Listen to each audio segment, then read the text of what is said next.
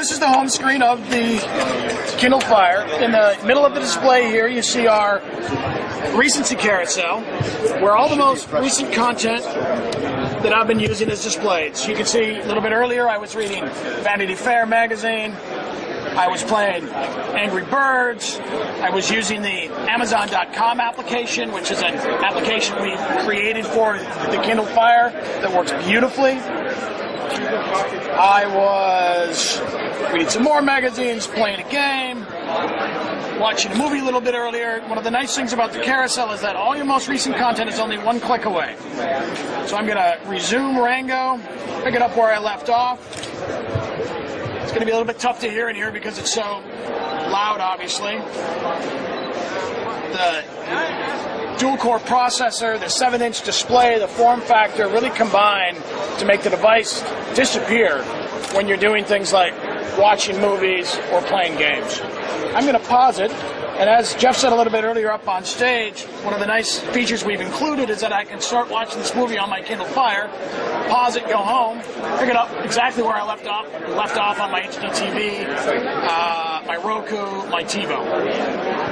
I'm going to go back home, and you can see that wherever I am on the device, I can click in the middle, I get our soft key menu, and I go directly home. Up in the top left-hand corner of the display, you see it says Peter's Kindle. My name is Peter. That means that when you first turn on the device, all of your content, your books, your magazines, your music, your video is automatically loaded for you and available to either download or stream from the Amazon cloud. It's got 8 gigs of storage locally, but it's got virtually unlimited storage in the Amazon cloud that the customer never has to think about. It all gets saved up there for them automatically. Up in the top of the display, you see some of the libraries, newsstand, music, books, video. One of the things to note is that if you want to look for new content, all of the Amazon stores, video, app store, music store, bookstore, and our new newsstand are only one click away.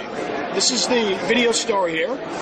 It's over 100,000 movies and TV shows you can access it, and if you're a Prime member, you get access to over 11,000 actually movies or TV shows that you can watch commercial-free in an unlimited fashion. In the upper right-hand corner of the display, you see my library button. At any point in the system, I can toggle really easily between my library and between the store. I'm going to go back to the library.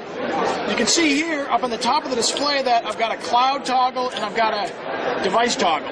So all these movies, for example, or if I was in the music library, which I can go to here in a second, you see that I've got hundreds of albums up in the cloud available for me to start to stream or play immediately. And if I'm going to go on the road and I'm going to be out of a Wi-Fi network range, I just switch over to the device library and I can play all my music there. I am not going to play Adele because we've heard enough of that. I can tell you that much.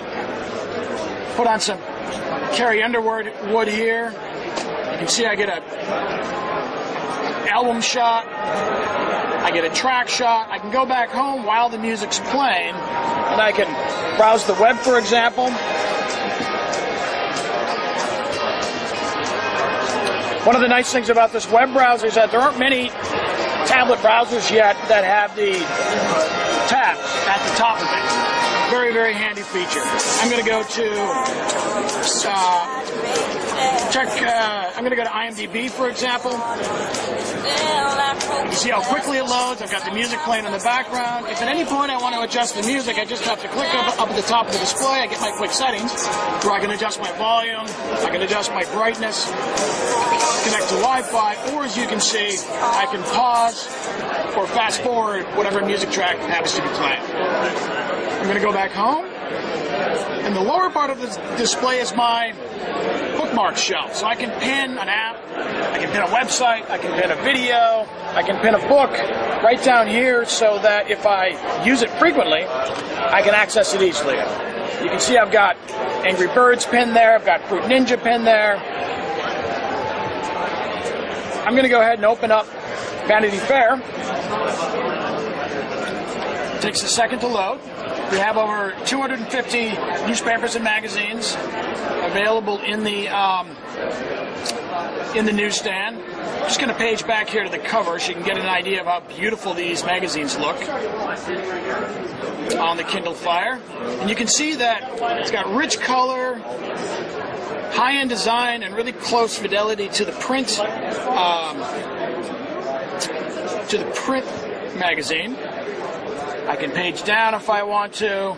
I can get interactive features, video, audio.